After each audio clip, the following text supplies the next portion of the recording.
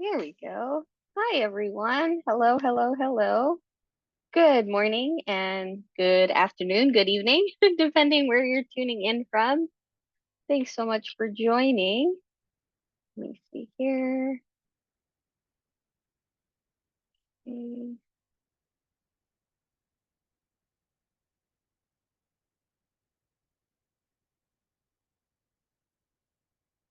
Hi.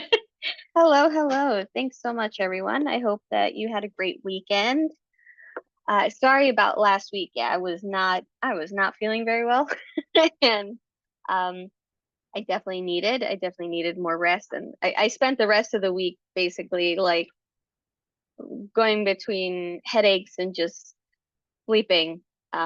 So I don't know what was going on with my head last week. Um, I'm feeling a lot better, a lot better. Um, so I don't know if it was related to allergies because I was also really congested. So um, yeah, I don't know. It was not fun. It was not a fun week. Um, but so far so good. This week is starting off pretty well, and I'm hoping that it stays that way.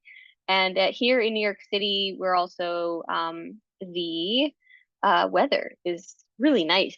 Today we were out earlier for a doctor's appointment, and um, it's like it was like 71 with a great nice breeze. It was absolutely gorgeous outside. So if you're in this area, definitely try to take a chance to go outside for a little bit today if possible. Um but yeah. Oh, hi Deanna. Yes. Oh, you're in Florida. How's Florida? Are you guys it's oh Super, gosh. super hot, even this Oh, early morning. So probably hit 90 again today. oh man. Yeah. I was just reading yesterday that they were saying that we're probably in that the East Coast is probably in for a really hot summer this year. Yeah. So I'm like, oh no. But yeah, it's already started here. So by the end of the week, it'll be 95 on Sunday. So we're just watching and hoping that it's not going to be affecting the weather for hurricanes, because the warm weather warms the Yeah. oceans, brings them closer to shore. And so we're just in for a hot summer again. Yeah, and I mean I know even in Costa Rica, I think I had mentioned a few weeks ago that they were rationing water, but now they're rationing electricity as well. So Oh, a lot of their electricity is generated through renewable resources. So one of those, which is a big predominant one, is water. So like with the dams and like the water mhm, wheels to generate the electricity. So my mhm. mom was saying that moving forward from 10 p.m. until 5 a.m., there's no electricity. Oh, They shut wow. off everyone's electricity from that time, and that they're turning off the water as well. But that one's more unpredictable, and it's just sometimes like from 11 a.m. to like 3, Wow. like 2 p.m. to 10, like kind of randomness right now. But because their water level is so low, she said that right now they're one of their reservoirs that was Mhm. used um, to generate the electricity. It's like 70% lower Oh, than it wow. usually is. And it just makes me like, wait, hold up. Costa Rica? Yeah. So Costa Rica, that has the largest rainforest in Central America. Um, and yeah, sure, they go through some like drier times, and then they have like their kind of like a monsoon season. It's like this crazy rainy season, but it's not like this. So she Wow. was saying that even in the last couple months, they've only gotten like inches of rain. So that it's so minimal. And they're really starting to see the repercussions of it. It's messing also with their crops. So Wow. that's just insane to me because I growing up, we always went to go visit family there, and no matter what time of year, rain was on the agenda. Yeah, yeah. So the rainfall has refilled the aquifers enough to satisfy the population. That's really bad. Is your family okay there? Yeah, yeah. They're doing They're okay? they're doing okay, but they're just, yeah, they're struggling with that. Mhm. Because yeah, and especially it's more so the water because it's unpredictable. And Yeah. so what they're doing is that they have like rain barrels that they just fill with the water from the tap, Mhm. and then so that they have it ready. So Mhm. because you need even water to flush the toilet. Right, I don't right. think folks realize, like, yeah, you need water for, it's not just for drinking, but then also for cooking. My mom says, like if she decides, like, at 10:30 or something, like, hey, I want to make something, like one thank goodness she switched to a gas stove. So here in the US, gas stoves are pretty prominent, but in Costa Rica, everyone, like 99% of the people, have electric stoves. Oh boy. So if the electricity is turned off from 10 p.m. to 5 a.m., you know, people are kind of at a loss. And so right now, she says that that's affecting because people are starting to buy those little like kitchenettes, the ones you plug in, like when you're camping or something, and it's like a little gas, um, it's not grill, but like a little, it's like a little cube, and Like it a just, plate, a hot plate of some sort? yes, yes, a hot plate. There we go. And but it's run, it's gas, like propane.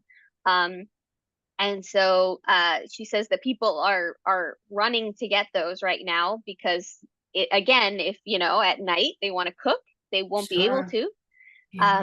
And that also for people who leave early in the morning, they can't make breakfast because Yeah. they Oh can't my turn good. on they Oh can't turn gee. off Oh. their stoves. And so she said it's wild. That, oh, thank you, Betty, at Coleman Stoves. But yeah, he says it's just it's bizarre. It's just incredibly bizarre because it's never something that's ever come up. They've never had like this kind of cascade, of situations like that. Like but it's the ripple effect of having less, precipitation. It's just Mhm, mhm, it's gotten to that point. And what I'm wondering is, what's going on with the rainforest, and mhm, what's going on with yeah, the humidity levels as well. Like that's terrifying. So I know they're struggling, and that she was also mentioning that because she's in Central America and then above in Mexico, that they're apparently going through some of the worst temperature spikes, like that they're in the hundreds, like mhm, 120, I mhm. think, 118, Oh, 120, and that they're like on alert for how hot it is in some areas. So when I read the East Coast is gonna be having some a really hot summer, I was like, no. oh yeah. Jocelyn, is bottled water accessible to the family? So well, in Costa Rica, yes and no. And so in Costa Rica, the water, so they try to stay away from plastics. In Mhm, some areas, mhm. you can buy things that it's more touristy areas. You can get stuff that's available in plastic. Um, More so, they try to lean towards glass. But in some places, you go and you have to bring your own container, Oh, and then they can fill it. And so uh, yeah, so I'm not sure. I know she has what is it's called Pali, and it's basically kind of like their version of Walmart. oh, And so I know she has a Pali close, but I don't even remember seeing bottled water there. Because I even know for her, when she opens up the tap, it's ice cold and it's coming from the mountain. Mhm. And so, that's their reserve, and for her community, it's coming straight off the mountain. Wow. Um, and yeah, they're like at a loss Mhm. because this is just unprecedented. So very, very scary. And I'm hoping they get some rain soon. Because that's scary. It's Geez. Yeah. Yeah, my prayers for rain for them will help relieve some of those situations, hopefully, anyway. Yeah. Wow, that's Because really scary. Yeah. incredibly so. And it's just not, again, I think on my brain is just because I'm like, it's a rainforest type of like, you know, Right. it's like, yeah, they Uh, have, more like drier areas, especially closer to like the coastal areas. They have some areas that are a little bit drier, but her area, she's in like this, like the mountainous area, so it's much cooler. It's much cooler. And so like a lot of the people there in those rural patches, they grow things like broccoli, kale and spinach and things, because it just likes that type of like high humidity, kind of lower, cooler temperatures. Um, wow. and yeah, she says that they're struggling as well. So it's yeah. So we'll see. I'm hoping that Hmm. that situation definitely changes. Yeah, it's scary times. So we'll see, and hopefully, we're not in for a a scorcher of a summer. Um, and that actually, when I was logging in, I was like, oh yeah, that's actually something that I should mention too. Is um, what do you do? Because I over the weekend I was moving some of our plants slightly away from the windows, because it's starting to get, those higher temperatures. There's more sun, and it's usually the rule of thumb. I mean, of course, it depends on where you are. But the rule of thumb is if you are going to have your plants, let's say you're going to acclimate them to put them outside, you want to wait until after Mother's Day. So after Mother's Day, it's supposed to be for sure that there's no frost coming, right? And so and certainly for us that I don't think there's any threat of frost anytime soon. So we're good. Um, but there are a couple things that I definitely want to mention to keep in mind, folks, if you are planning to put your plants either by the window when they were maybe pulled slightly away during the winter, or if you're planning to put them on your fire escapes or porches, or if you have a yard and you're planning to put them outside. And so I had done the winter version of this previously, but it's very, very similar. It's just you want to do it very slowly. So definitely for folks, if you're planning on putting your plants outdoors, don't kind of grab your plants, put them all outside and like leave them. You definitely want to go a little slower, and this also happens indoors. So there is the risk of plants scorching and burning at your windowsill, even though you might think, oh, well, they're more protected, they're not outside. Sometimes the glass can indeed amplify that situation, and it can absolutely cause scorching to your leaves. It can cause what is called bleaching. So if you have sometimes certain leaves will get almost white spots. So these are not soft to the touch. This isn't something like a bacteria or a fungus. It becomes like almost like parchment paper. It kind of gets this crispy kind of feeling to it. And it can sometimes happen to big chunks of the leaf, or it can appear as small spots. And this is the actual cells were burned, and it dies. That little section of the leaf dies, and it's left with this kind of white, sometimes really translucent. Depending on how thick those leaves are. So So please keep that in mind that if you're going to be kind of changing your plant's living situation, that it's done very, very gradually. So you're, slowly kind of bringing them closer, or sometimes you can put them where you intend, but just for a few hours at a time. So like the first day, maybe 1 to 2 hours at the most, then put them back where they were.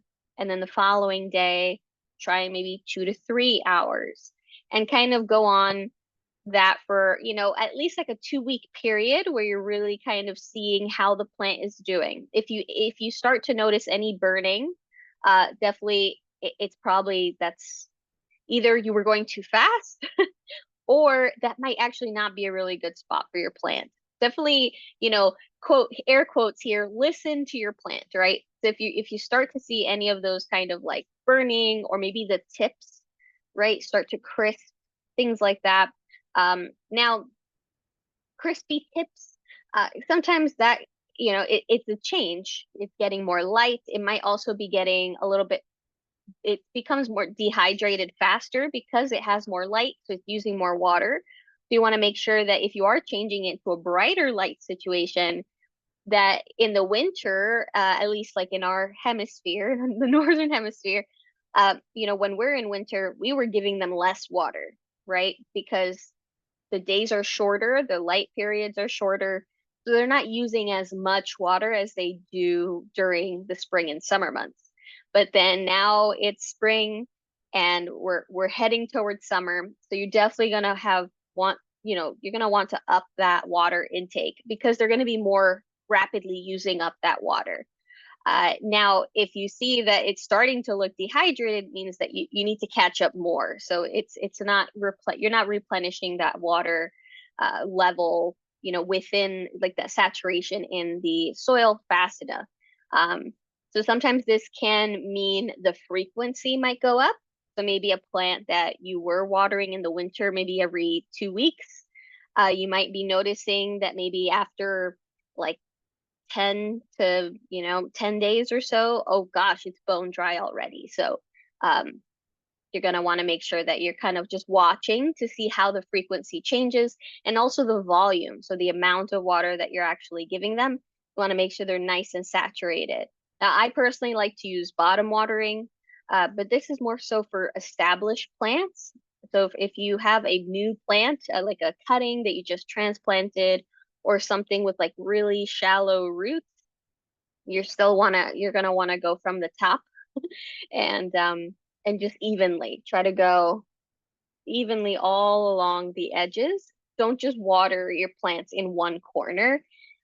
You do not want to do that because it does look like the water as it's going, right? It looks like it spreads. And what happens is that most of the water is actually going down where you're pouring it and really saturating that area.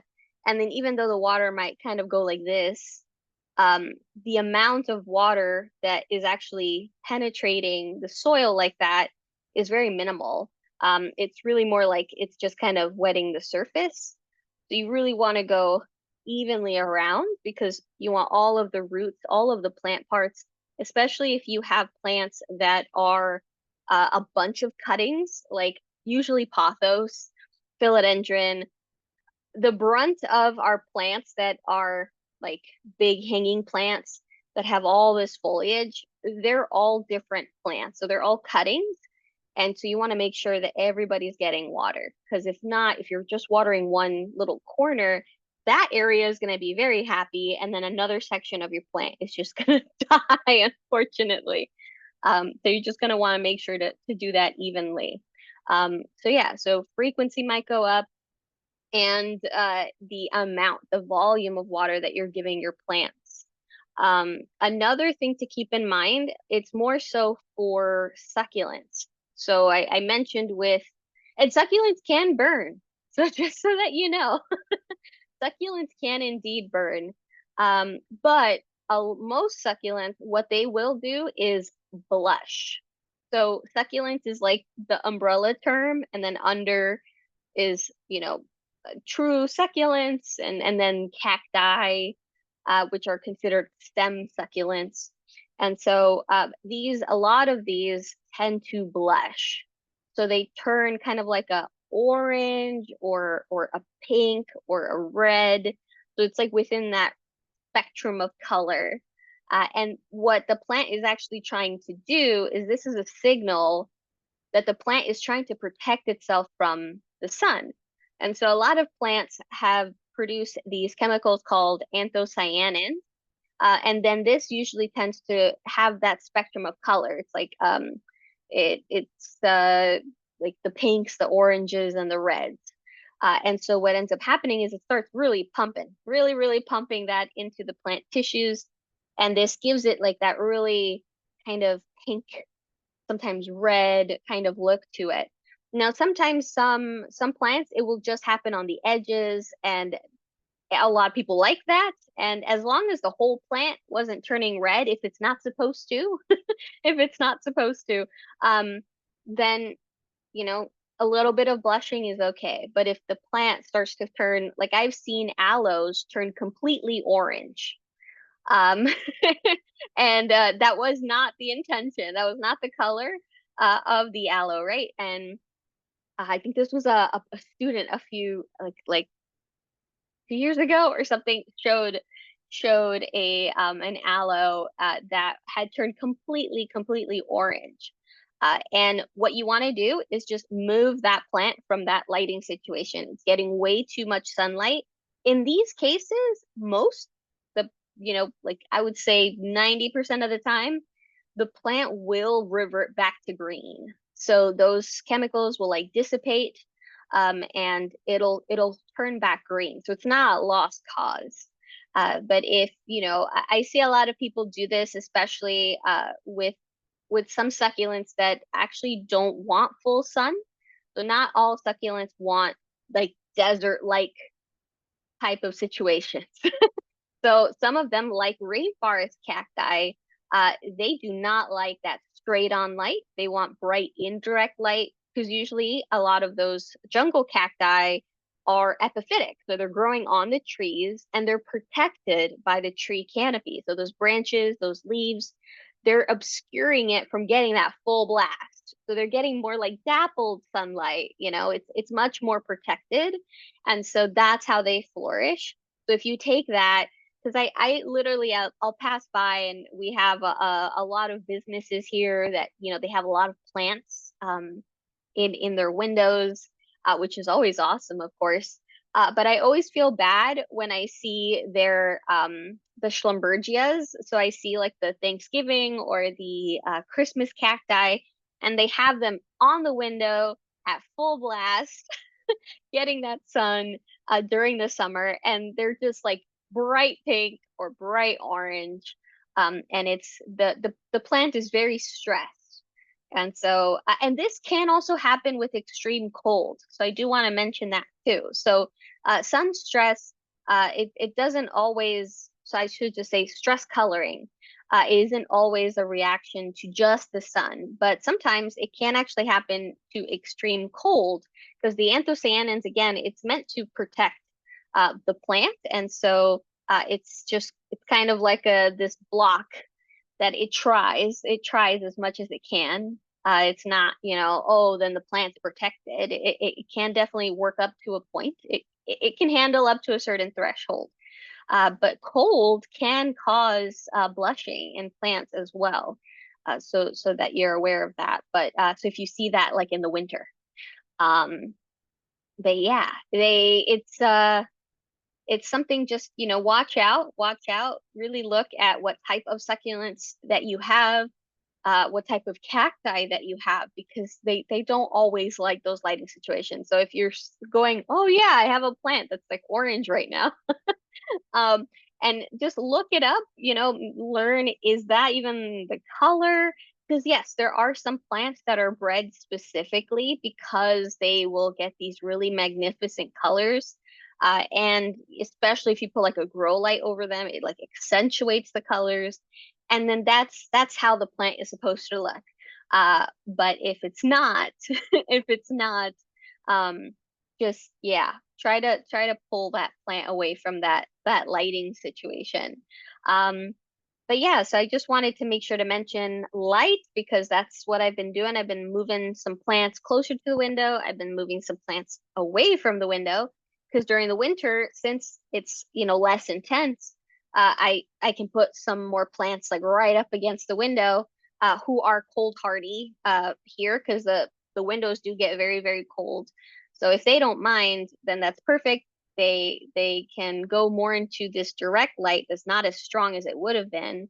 And then some of the other plants I have to kind of shuffle around because I have to give them access to a grow light to maintain them throughout the winter time. So yeah, playing kind of Tetris with the plants and moving them around to make sure that everybody's kind of like in the right place. I put my whale fin here. I'm not sure if I'm gonna leave it there. I mean, it's getting a nice amount of light. You can see this is all natural light coming from that window. You can see it on my hand. So it does blast in really nicely. So it might be a good spot there, but I might get like a little riser to kind of lift it up. Um, I'm not sure, but I just kind of plugged it in there and I like it so far. And oh, and I wanted to mention it because I don't think I had shown it, but I got these stickers that I put um on Amazon. They were like $8, $8 or $9. And because I had a couple, I think I had like this one and this one, and I kind of felt like this was blank space, and so I just bought a pack of these, and they're all different types. So there's like Adansonii, there's Fatsia japonicas, there's like palm leaves. There's supposed to be Monstera, but it looks a little, I don't know, it's kind of a medrium, or it doesn't look like a true Monstera. Not even like a Tetrasperma rhaphidophora. Um, but I know it's supposed to be Monstera, but it's a little off for me, and so I think it's giving like a medium. And then there's these little ones that look like hearts and are little philodendron gloriosums. Um, super cute. So here's a bigger one right here. So I thought this was perfect. And I felt like it tied it a little bit better. I might get a few more and put put that up. Oh yeah, right. It looks like wallpaper. And no, and they're peeled, so they're translucent. And so that's what I had done with the Monstera that I have on the other side of the living room where I have my little succulents. I used it's like a vinyl sticker, so it protects the wall, like it won't rip it, paint off of the wall, and you could remove it and stick it somewhere else if you wanted to. So it's very renter friendly, very renter friendly. Um, and yeah, I love it. I love it. Super cheap too. And I feel like it just added a little bit more to the wall, kind of give it a little bit more zhuzh. But yeah, I really liked it. So just wanted to mention that. Um, but yeah, so yeah, I mentioned like watering frequency, lighting, the acclimation process. You just want to do that, a couple hours, bring up those increments until you're like, well, the plant's doing great. I left it out all like, let's say 8 hours. It was totally fine. And then of course make sure that your nighttime temperatures aren't dipping below the threshold for that plant. So it's very common. A lot of our tropical house plants or even our cacti, 55 is kind of like as low as you want to go. There are certain house plants that are cold hardy, so they could go down to even, let's say, 40 and they'll be fine. But just make sure that your nighttime temperatures are within, like that around 55, maybe 52 to 55 is like that little red warning area that you want to stay. And if you want to leave them outside as well. And another thing to consider is when you are acclimating your plants and you're putting them even indoors. Does happen indoors when you're switching them up. You're switching up their living situation. this can cause a little bit of stress to the plant. And this can sometimes, mess with their own little immune systems. They have that inner ecosystem, just like we do. And so they had kind of this level of homeostasis. This is how they were living for, let's say, these months at a time. And then you switch that. So they basically have to like internally recalibrate. So sometimes they literally move. Some plant, the plants will literally move.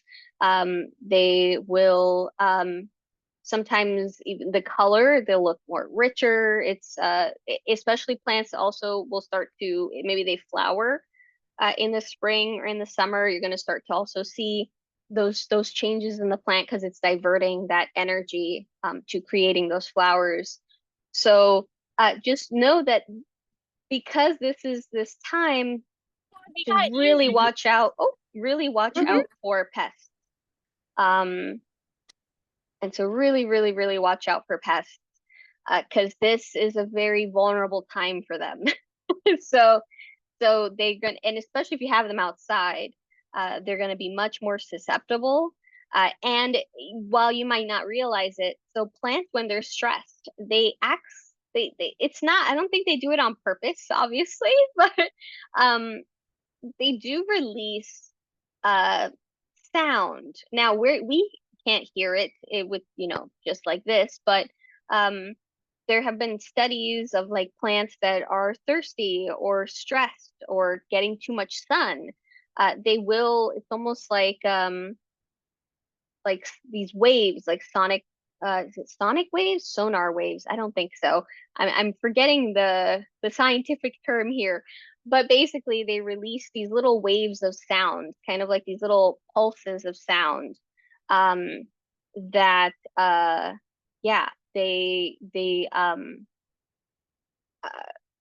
kind of send these alerts basically like, hey, I'm thirsty, and that the plant is making these sounds. And in some, for some pests, they can actually hear this, they can sense this, and they're like, oh, that plant is very vulnerable right now, and it will actually attract the pests.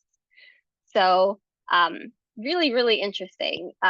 There is a really great book for those of you, you might know, that I always recommend it, but it's called What a Plant Knows. Really, really great book. So yeah, they talk a little bit more about that. And yeah, the study that I'm referring to specifically was one that was done on tomato plants. On I think like the headline was something about like screaming for thirst or something. But basically, they tested tomato plants and they purposely put them in drought-like conditions. Um, oh, um, oh, is there a sound that can repel pests? That's great. Now I know that there are frequencies. Um, I think that is it called Rid? I don't know if what's the brand name, but there is this it's like a plug-in, and that you plug them in and that it gives off this frequency that is supposed to ward off like different types of pests. I've never used it personally, but I have heard of people like swearing by it. I don't know, but it sounds like it is within the realm of possibility. So I'm trying to remember. I think it's called Ridex.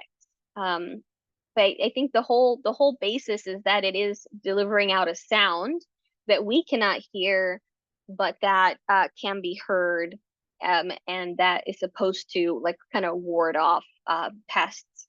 Now, in terms of like our plant pests, I don't know how effective it would be on for them.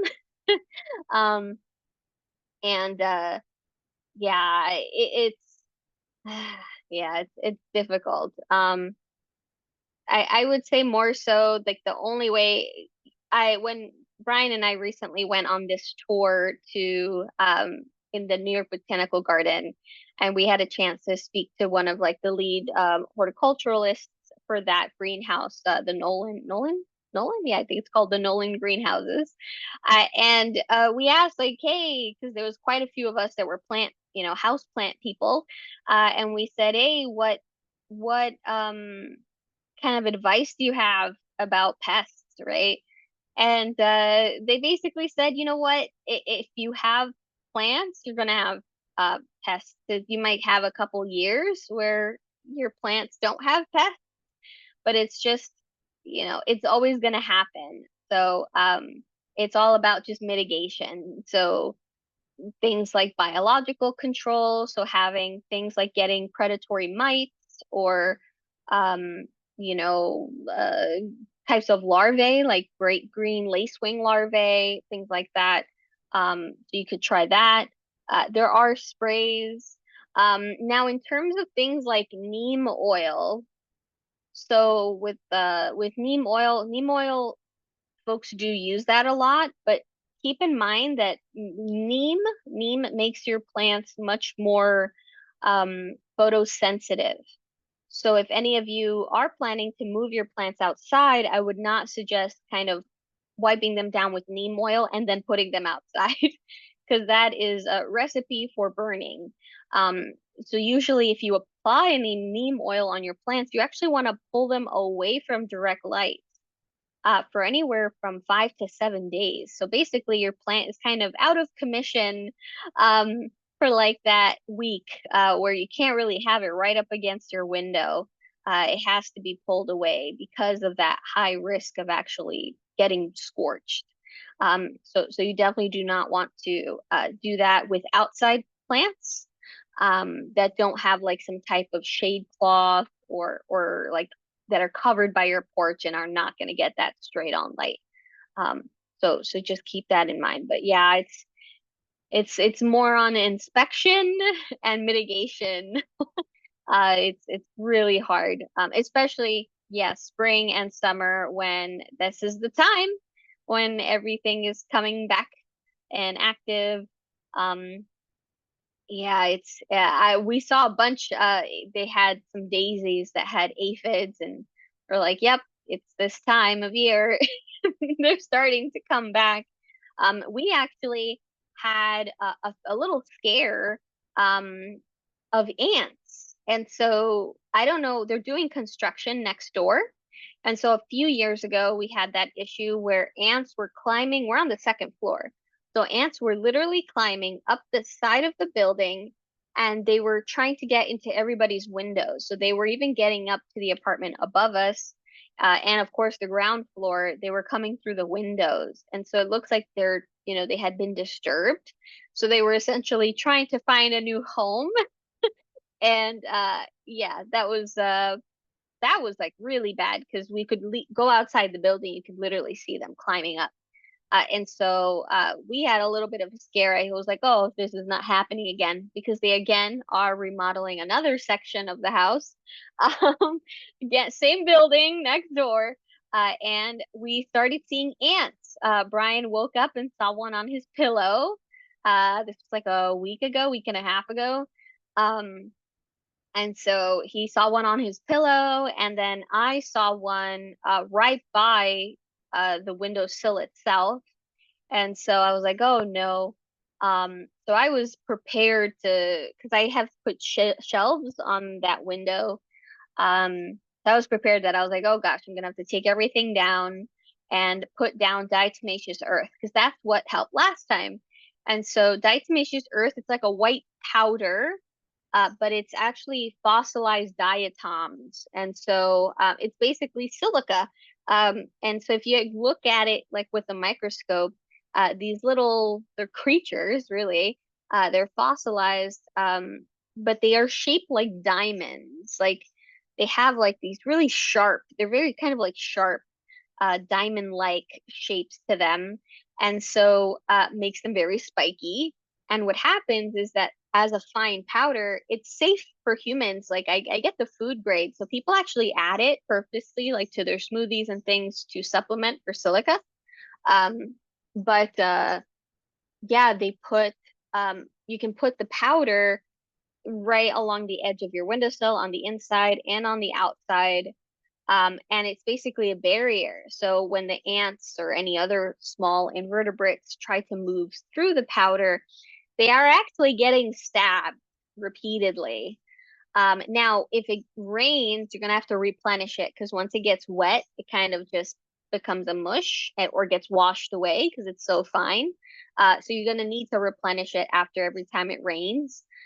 But you kind of replenish that line and it'll protect you. You can use this in your plants as well. So if you have fungus gnats, you can put like a thin layer of diatomaceous earth on the top of your soil. Also, you can even use it on a paintbrush. So you can dip it into the powder. And if you had washed your plant, let's say you had spider mites or something like that, you had washed the plant and just for good measure, you want to do a little bit on the leaves or in the little nooks and crannies of your plant just to see if you can kill anything that might be remaining. Diatomaceous earth is great, and it's again, it's not a poison, so it's safe if like you know your cat or your dog steps in it or licks it. The only issue it can have is if you do have asthma. I have asthma. Is when you open the bag, don't open it like a potato chip bag, so don't go like this because then it it makes a big like smoke kind of uh puff ball, and then this can cause you to start coughing. It can aggravate your sinuses because it's really sharp. And so while adding it to a smoothie is totally fine, if it's a dry powder, it's definitely going to agitate you a little bit. So when you do open it, they some of them come with like the zipper bag, which is great. Or if you're going to open it and it's not the zipper bag, just do it very, very slowly so it's not like a big pop. Just don't do that, and then you'll be fine. But otherwise, I mean, it's great and it lasts forever. Oops, sorry, phone call, spam call coming in. But yeah, so it really lasts so much. I still have the same bag that I originally bought. I believe I bought a 10-pound bag, and I have had that I don't even know how many years now. And it just yeah, yeah, you just because you only use a little bit at a time, and then and it doesn't go bad. So you can just save it for when you need it. So I highly, highly recommend it. People also use this if they have kids and they want to put it on top of their cabinets or behind their bookshelves or things like that for any other potential pests. It's a wonderful, like non-toxic way of dealing with things, especially ants. Ants, it worked like magic. And so I got very nervous there, but I haven't seen after those two, I haven't seen any more. And my neighbor, she was seeing a lot, but she's on the ground floor. And that was it. She hasn't seen any more. So I'm hoping that was just like a blip and we're not gonna have an ant issue again. I mean, I didn't see them ever hurt any of my plants or anything. Um, but yeah, I'm gonna keep an eye on it. I'll let you know if I see them again. Oh no, Suzanne says that about 2 weeks ago I had ants parading outside my patio door. Yeah, they're out and about now. They've definitely woken up. We've seen so many different types of ants already hard at work. Even like the big black ants and um yeah, there's actually a species of ants that was discovered in Manhattan. And so the scientific name, I'm forgetting, but it's something like Manhattan. I think they called it Manhatta or Manhattan as the specific epithet. So the second part of the name, because it was discovered in Manhattan. So really, really neat. Uh, Holly, do you have two whale fins? Something behind the books. Oh no, that's just one whale fin. Um, and then that is another Sansevieria. So that's a san. Well, I always forget this, but so Sansevieria is what they used to be called the snake plants, but then they got moved into the Dracaena family, and so now they're Dracaena. But yeah, so they're the same. These guys are the same family but different. So this one is called a copper tone, And they lie more flat. Their leaves lie more flat, and they get really wavy and like really hard too. So it's like a very thick kind of leaf. And then the whale fin, and then these are euphorbia. So this is a dragon bones euphorbia, and then next to it is a chocolate euphorbia, and then there is another little Dracaena, snake plant. But that one I think is the samurai, samurai or cobra. I'm trying to remember which one, but it's another little one. Um, yeah, and I think next to that is another euphorbia. So yeah, in this little egg, he tipped over is Darwin, my stuffed duckling, but he fell.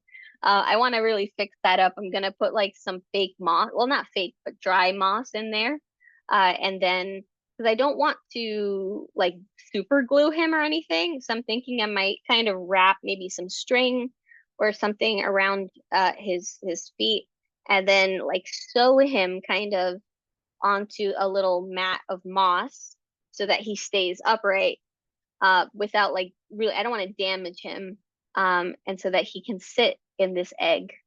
Uh, but right now he's tipped over, and I think in front of that is an alligator head, um,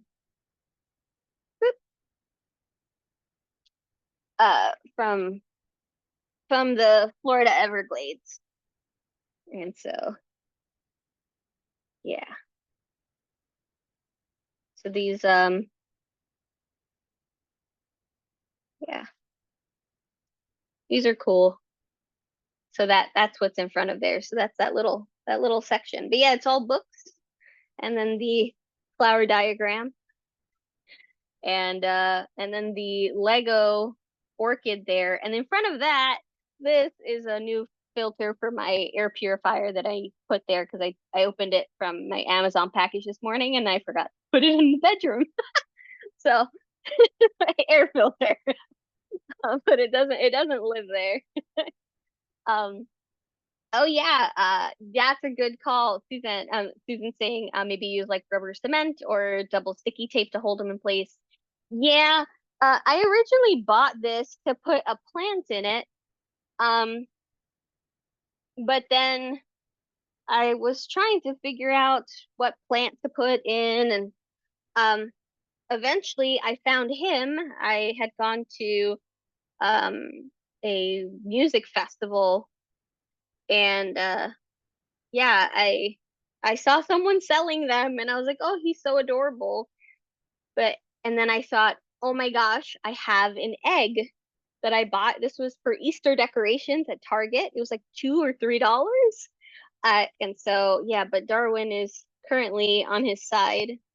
So I need to I need to fix him and have him so he can sit up properly. Yeah, he's not working, not working. Um, yeah, there's a couple taxidermy pieces that I really want to showcase better.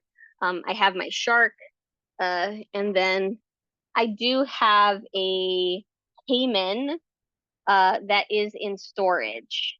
That was a gift, and that one I think he needs a little bit of restoration. So it was already kind of in bad shape. And so yeah, oh yeah, that's a good one too. Suzanne, that put a rock in there to brace him up. That might be a good, yeah, maybe like a nice river stone or something. Um, sorry, Holly. I know taxidermy isn't everybody's cup of tea. Um, yeah, I definitely always had a love for taxidermy. Sorry about that. Um, oh, and then Deanna, I saw, how can I correct aloe leaves from curling inward? That's a great question. Okay, so, um, with the aloe leaves, so if they're curling inward, that could signify dehydration. So, that could be that either the frequency is not enough or just the volume of water is not enough. Now, in specifically to aloes, they tend, in terms of frequency, you can really stretch it out. If you're keeping it outside though, then I would definitely up that frequency because it will probably get bone dry easily within a week, especially if it's so hot over there. So you might want to up the frequency definitely. Just make sure it's dry before you water it. So never water the aloes when they're still damp. Um, but also to make sure really well saturated. So you could put, if you have it outside, you know, uh, and you want to keep it like that, if it's, especially if it's larger, I do recommend getting oil pan. So they usually sell them at the like dollar stores, and so they're really cheap, but it's basically just a big saucer, but it's a little thicker. And you can get those. They're usually made out of plastic, really inexpensive, but they make great reservoirs. And so if you do have plants that are very big or just you move them outside, you don't want to like have to move them, but you do want to still bottom water them, you can actually use that. And so you just fill the reservoir and then it just sucks up all the water and just come back after like 30 40 minutes and make sure that all the water got sucked up and it's not just sitting there stagnant. But those really work really well, especially if it's like outside. You can do that, of course, inside as well. Um, but yeah, just to kind of see how much. If it sucks up the water super fast and it's like been less than 10 minutes and you're like, whoa, that water level like shot down really fast, then I would say add maybe a little bit more water and then see if it's able to really get nice and saturated. But usually leaf coiling is a sign of dehydration. And so um, now the reasons for dehydration, of course, can vary. But if you're seeing that it's like in the sun, the roots are fine, and it's starting to curl, then that is an indicator that it's for some reason it doesn't have enough water. So it could be that it's losing water too quickly, or that it's just not getting enough water for the photosynthesis for the processes that it's doing. But yeah, that tends to be, and that happens like even like pothos, even it's even not just like certain succulents, because not all succulents have the capacity to curl, but aloe leaves do that. Also like Haworthia leaves do that. Some Hoyas too. Hoyas, they're succulent like, but they also a great way to tell if your Hoya, especially if the thicker leaved Hoya, is if you can make a taco. So for those of you that have Hoyas like carnosas, if you're able to like squeeze it and really make a taco, make like really purse them together, then that means that it's slightly dehydrated. But if you go to pinch it and it's not really giving that easily, then it means that it's still nice, it's still hydrated enough, where it's okay.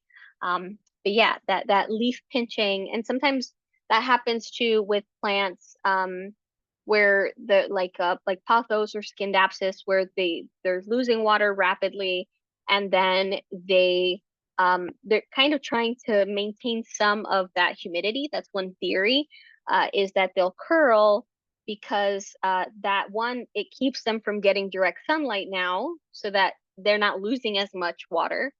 So what they do have is kind of like they're rationing, right, their water by like trying to create a little bit more darkness, less surface area, so that then they're not producing as much. And also, it kind of creates a little um, kind of little dome shape.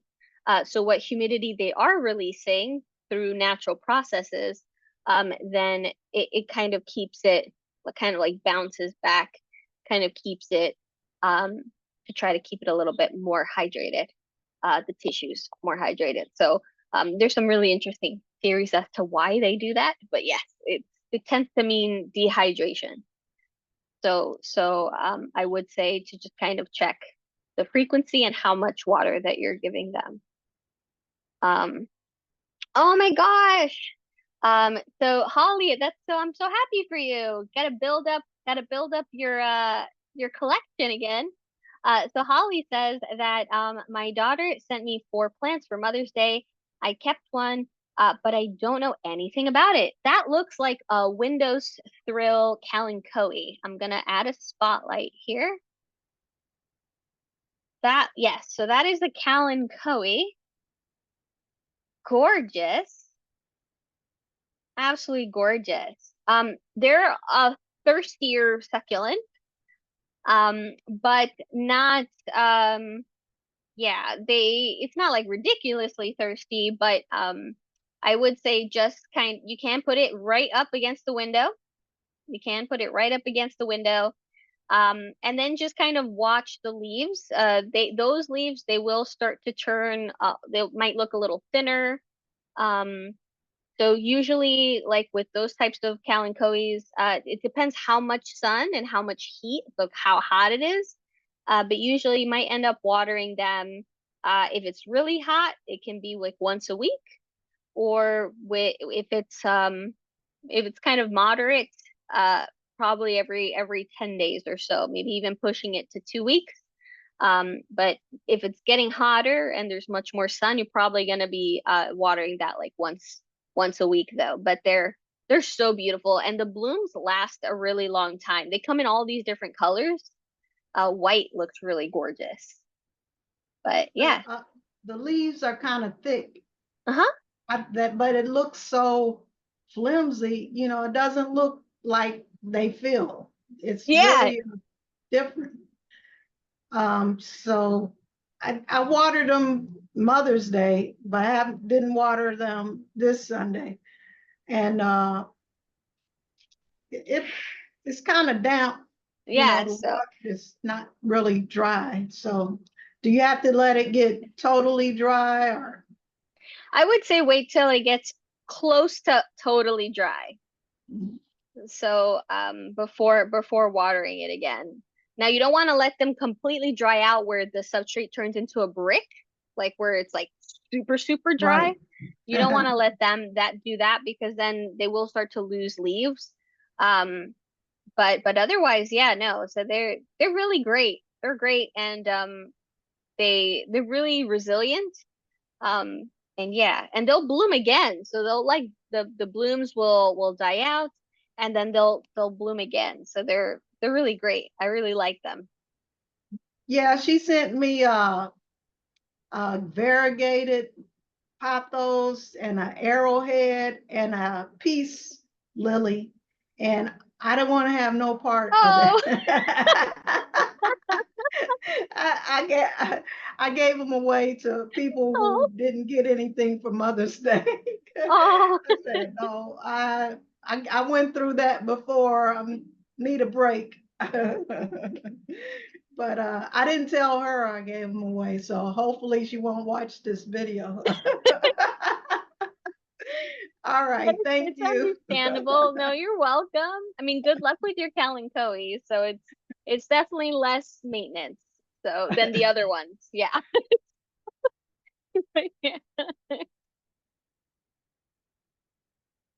Oh, and Diana, what about the substrate for the aloe? Great question. So, with aloes, you just want to make sure it's very like a breathable substrate. So you don't want to use something like potting soil mix that's very kind of brown and that when you wet it, it like turns into mud. So you do not want that. You want it to be very kind of chunky. That's like the best word I can think of. But so things like having perlite in there. So at minimum, making sure that like half that mix is perlite. It's just really chunky. You can add maybe a little bit of wood chips, not too much, because that wood chips do retain retain water. But it'll break down over time and it does help kind of supplement like nutritionally the plant. So I like to throw a little bit of wood chips in there. Um, you can use things like leca if you have access to it. If not, even things like so for those of you that don't know, poultry grit. So save that in a note and look it up and see if you have it at your local store. I order it from Tractor Supply. And so you can get like I think I got a 20-pound bag for like 3.95. So it's super, super cheap and it's crushed granite. And it works great for succulent type plants is you just mix it in with your soil mix. So if you don't have access to things like leca, or you're like, oh no, I can't find perlite by me, using poultry grit. So this is what it's meant to be used for is you provide it as a grit to your chickens, and because they'll purposely eat these small pebbles to help them better digest their food. So it goes into their crop, and they'll purposely swallow pebbles to help kind of break their food, since they don't have teeth. So so you can supply the poultry grit on purpose. It's already broken up into small sizes for them to ingest. But it works great for your plants, and it's super cheap, and great quality. So poultry grit is wonderful. So sometimes I add poultry grit into my mixes. So just making sure that there's a lot of pockets for air. So you just don't want it to be mud. So you want it to have a lot of pockets, and it allows water to pass through pretty seamlessly. And so the reason is that aloe doesn't like to be sitting in wet mix for long periods of time. So and it also should the soil level as well try to get as low, just above, like right the root flare. So like where the roots really start, really just try to get up to that base, and not like, yeah, some folks, sometimes they plant them in like really deep and that can cause basal rot, so the base will just start to rot because it's surrounded by so much moisture. So yeah, very chunky, very, very chunky. um and you just want to make sure that, yeah, it can suck up a nice amount of water, especially if you're doing bottom watering. But then once it dries, it doesn't turn into a brick. So you want to avoid things like peat. So peat, not only because it's incredibly, environmentally very, very detrimental because of the ways that they have to harvest it. But also the issue with peat, is one, it retains a lot of moisture when it is wet. It really holds on to moisture. But on the other side of the coin, when it gets dry, it gets dry. Like it turns completely rock hard and it becomes what is known as hydrophobic. And so basically it just hardens so much, kind of think, I mean, not as hard as cement, but think of it like, I like to think of it like cookies. And so a soft baked chocolate chip cookie, right? It's like still soft, right? Nice, permeable. And then think of like a stale Chips Ahoy cookie, and you can still break it. It's not like it's impossible to bite into, but it's definitely not as permeable, like the water. It doesn't. It takes some time for it to really, really start to soak up. Um, in terms of soil, right? I'm thinking cookies maybe with milk, but yeah, so it takes a little bit, right, to really start to soak up. So if you do have heat in your soil mix, and that let's say you just completely blank and you forgot to water your plant like a week extra, and now it's so bone dry that you pull the plant out and it's like this solid thing. And sometimes what happens too is it pulls away from the inner edges of your pot. So if that, that might be also a good indicator that you might have some peat in your mix, and then you can just keep that in mind. Like, okay, I can't let this, especially if it's a plant, let's say, that is a little bit more water loving. You can just keep in mind, like, oh, I do have peat in this mix, so I shouldn't let it get to that point, because it like pulls in on itself. And so when you look at the inside of your pot, the mix is literally pulling itself away from the edges. And so that's a really, really, really good indicator. Um, But yeah, in order to mitigate that is you could use something like a barbecue skewer, or if you want to save kind of a plastic fork that you save with your plant tools, and that's its purpose, is to be used to make little channels in your pot. Now you don't want to stab because you don't want to hurt your roots, but you could very, whatever utensil you're using, just be very gentle, but just kind of make these little holes, kind of, go. And if you meet some resistance, just kind of try to be very, very mindful that you're not like ripping through a bunch of roots. Um, but yeah, that can help a lot because now you're creating those little capillaries. So when you do water, the water is actually breaking through and able to actually saturate the mix. But otherwise, you would put water and it literally rolls off the top and then down the edges and out the drainage holes. So it actually doesn't soak. It's not getting soaked up by your plant. So you might think like, oh yeah, I totally watered it, and actually no, you didn't. If nothing got in, nothing got in. So this can happen. So So yeah, Jocelyn, like a yeah. succulent or cacti Mm. mix would be good, like commercially bought in a bag. Okay.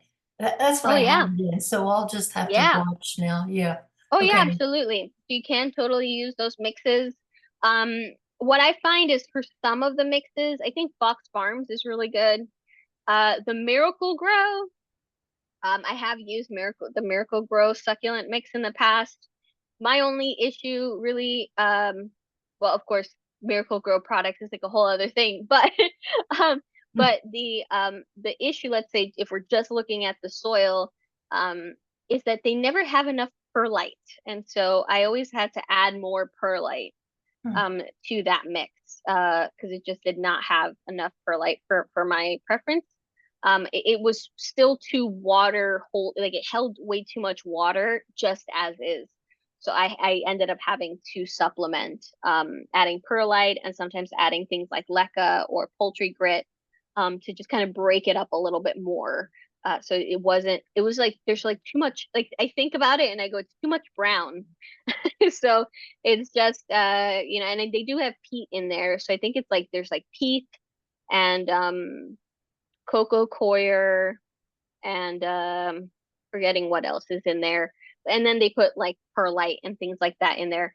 But it's a lot, it's too much like organic matter, like brown organic matter. And so I ended up just having to supplement. So if any of you, that's what you have accessible is your Miracle Grow.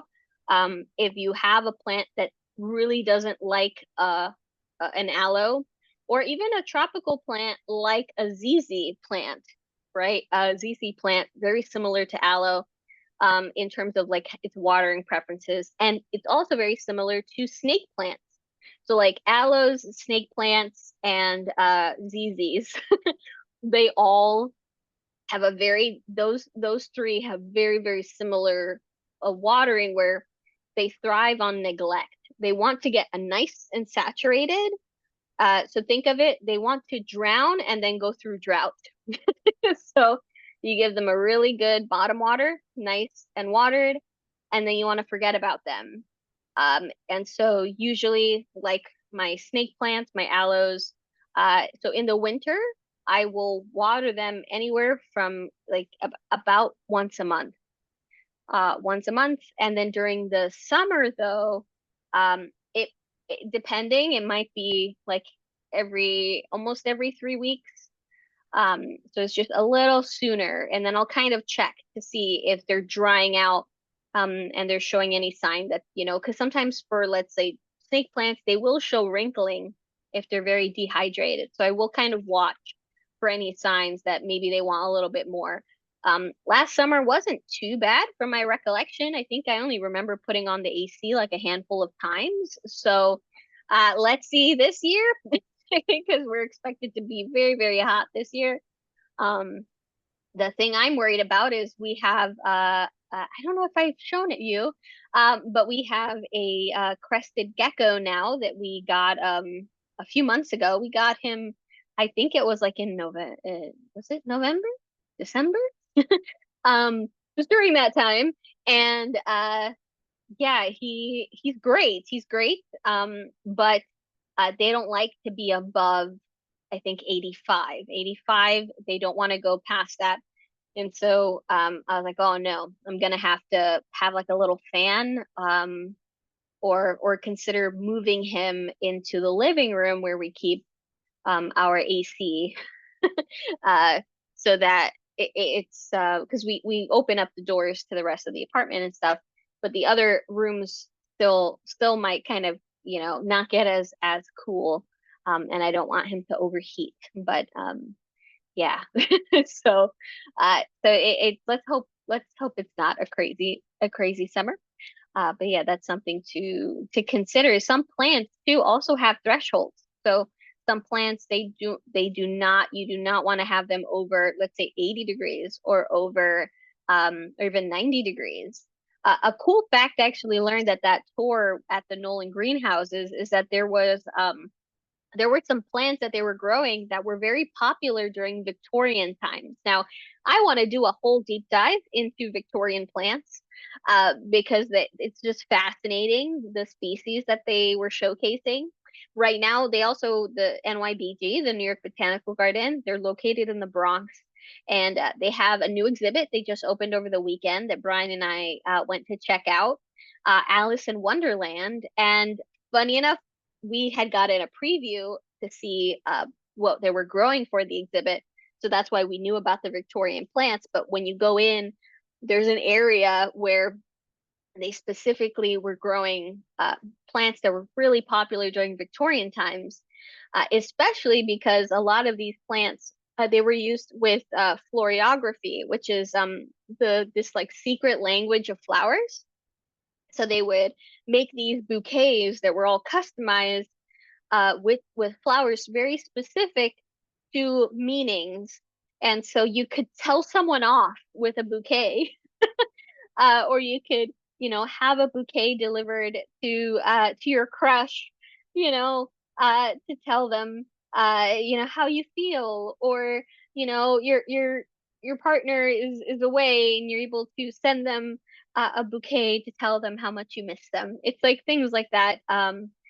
Really, really beautiful. I've always been interested in florography. I have a few books on it. If that's something you should totally check out.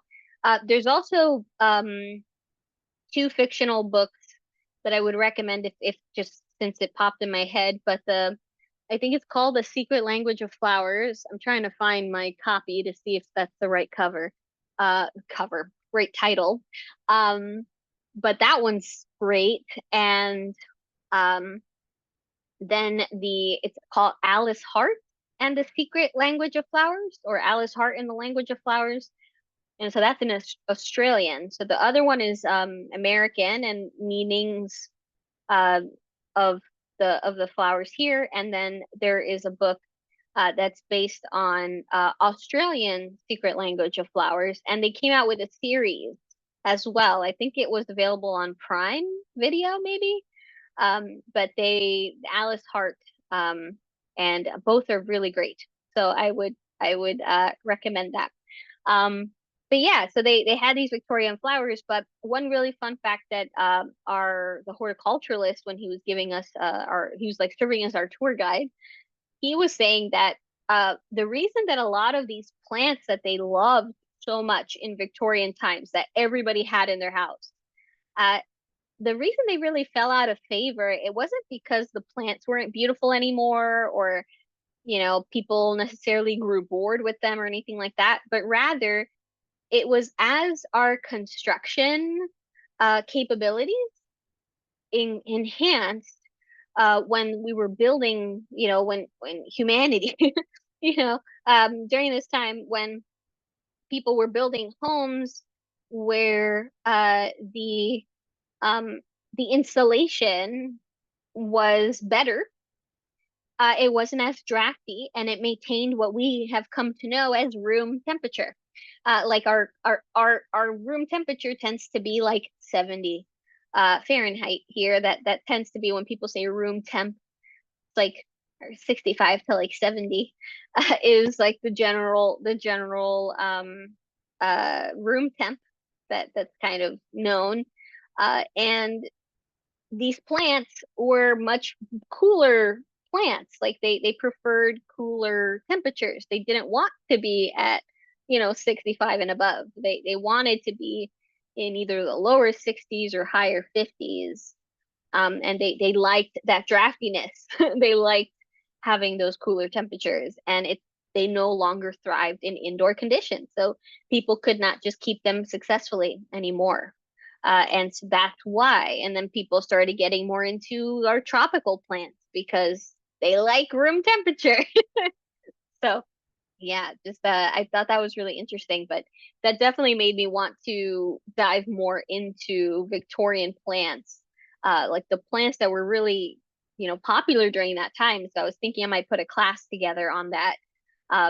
It's just really cool. During Victorian times too, there were so many crazes, like the coleus craze, if you're not aware of that. So coleus, I believe it is a member of the mint family, but it doesn't have a scent, but it does have so many different colors, and people grow them outside. You can grow them inside, but they do much better outside. And people became obsessed with coleus during Victorian times, and there was the coleus craze, and people were collecting all these different varieties, and they had them, planted in front in their gardens, and you wanted to have all the colors because they came in all these array of colors, and neighbors were like competing with each other for that. So yeah, there was like a really big rush on coleus. So that it's really cool. I really like coleus. Brian especially loves coleus. Um oh, Jamie Murphy. Let's see. When turning my plants on the windowsill, should I turn them clockwise or counterclockwise? Oh, that's a great question. So I would say it really doesn't matter which direction you're going. I think what matters more so is um how much you're turning. So I think you can go in either direction. That's totally fine. I would say it's just when you turn, just go 1/4 turn. So you're not gonna do like a 180 or anything like that. It's kind of like a quarter turn, and then the next time you move it, a quarter turn, and so on and so forth. So you want to just do very smaller movements so that the plant can kind of catch up, reorient itself, and it's not a lot more energy for it to reorient itself. It's just like a very slight, it can still be actively photosynthesizing. Because what happens if, let's say, you do a 180, and let's say the leaves are pointing like this, right? And then you turn them around, and so now it's the back of the leaf. It's a lot more energy for the plant to try to shift than if you just did it, partially. And so it's still getting that sunlight, and it's just a slighter move versus having to do a whole turn. So yeah, just a quarter turn is more recommended. But yeah, I just looked down and I realized I meant to show you guys this. So my friend, I said now this is a thing. This is a thing. It has become a thing. Um, I had gotten a really cute bag that was French toast. It's a little bag of French toast that I use like for my wallet and things like that. And I was wearing it a lot, and so now I started getting friends for my birthday and buying me food related bags.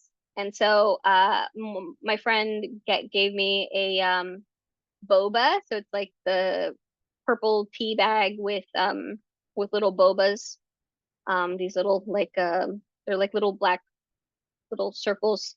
Um, and then I also got a strawberry one gifted to me. And then I now got this one gifted to me. So I said to Brian, I said, oh no, I am now going to have a collection of food related uh, handbags. But I wanted to show you this one because it's a plant, but it's an apple bag that I was gifted for my birthday, and I thought it was just too adorable. So it's like hard. Um, I think this is just so cute. and I've already like been wearing it out for a few days in a row now. But there are some really cool fruit ones. So if any of you are fellow plant lovers and you want to show your love of plants by having a fun bag, there are lots of like fruit related, a lot of fruit related bags that you can actually get. And I love this one. I thought it was such a cool gift. But yeah, my little bag collection is growing, and it's now all food. Um, I was like, oh, it started. It started a trend now. So I think I'm gonna be getting food related bags for the foreseeable future, because now people like, oh, she likes that, okay, and now it's yeah, it's gonna be too much. Um, oh yeah, thanks, Priscilla. Yeah, it was great. It was great. I did not expect that, and of course, did not expect another food related bag. But I do want to get some like leaf bags that I've seen, and I did see a really cool bag on TikTok that's a cicada, and so I kind of want to get that as well. It's a backpack and it's a cicada. Um, and I know, yes, cicadas, I think we're getting a 17-year batch, I believe, that's going to be coming up. And I'm excited. I'm excited about that. I really like cicadas. I don't know. I find them very, very interesting. And I'm currently reading this book called The Nature of Oaks, and it actually talks about cicadas and their life cycle. And they apparently, I didn't realize, but that they actually go into the trees roots, the oak trees, and they essentially tap the roots, um kind of like, think of it like they're putting a straw right into that root, and they very slowly, and this is why it takes them so long to mature. So it can take some species 13 years, it can take other species 17 years, but they basically plug themselves in, and they're taking a very negligible amount. So it's not hurting the tree. Uh, and it's just a little bit at a time. And, it takes years. It takes over a decade for them to mature. Um, and now this isn't all cicadas, it's just specific types of species. But yeah, they go down, um, and then they become, they metamorphosize essentially. They become, I think it's they're in a larval stage, and then they become like the pupa stage, and then when they emerge, they try to climb onto a tree. So you might see them like in the branches or on the tree trunks, and they climb, and that's when they emerge with their wings. And really cool life cycle. But I did not realize that. I thought that they kind of like ate and then essentially went into the ground, and then it took that long for them to pupate.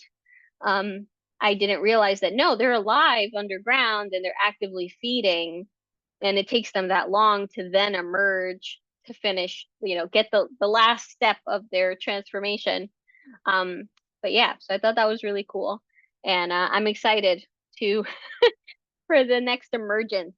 They don't bite or anything, and so I always found them very fascinating, and there are some really cool looking cicadas.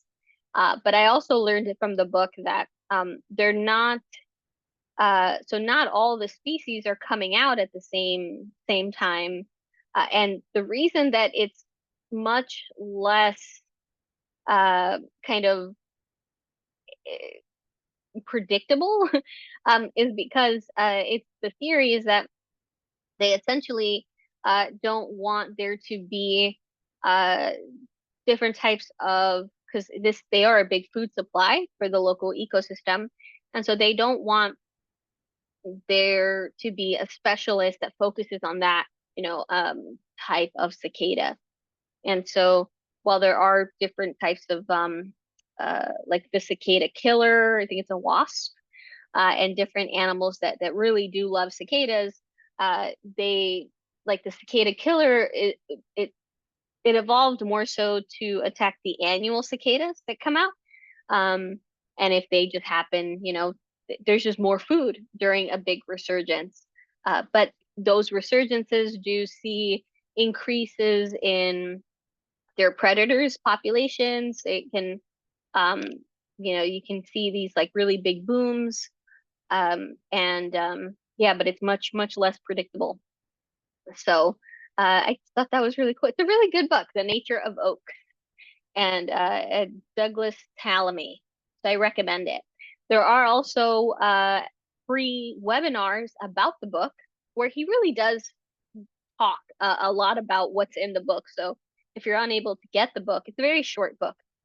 But if you're unable to like get the physical copy, but you kind of want to hear the gist, so what is the book about? Just go on YouTube. Free webinars he did about the book, sharing kind of the inspiration behind it and some cool facts that he really dives into in the book. Really great. I loved watching them because I like to do that if the author does an interview or does a presentation about their book. I like to watch that as I'm reading it. So, because sometimes, it helps also keep things in mind. Maybe if the author wanted it to be received in a specific way, I like to keep that in mind. So, check that out. Yeah, has some really great coverage about that book, The Nature of Oaks. Yeah, so thanks so much, everyone. I just saw the time. Um, but yeah, I hope. Yeah, thank you, Deanna. Thank you guys for popping in. And I'm sorry, Holly, that you don't like the cicadas. Oh, they're ugly and all over the all over the ground. Yeah. Um. So not necessarily the swarms. So when they do emerge, they do take off. So they're all coming out basically at the same time. And I think the reason why people are like, is just the sheer volume of cicadas. There's a lot. There's a lot coming out. And so it can, for someone who's maybe never experienced that, oh hell yeah. It's very out of the ordinary and it can be very scary. But yeah, I think I have, oh yeah, I do. I have this preserved in resin. And so it's a cicada, it's just it's empty. So basically like the shell, so they break out of this and they climb out and they have like these little claws and they climb out and they emerge and they have these spectacular wings. Um, and yeah, so, uh, but yeah, I understand. I understand that's not everybody's cup of tea. Sorry, Holly. I appreciate them. Thank you, everyone. And I hope you enjoy the rest of your Monday, the rest of your week. Yeah, and happy planting. Bye, everyone. Bye for now. Bye.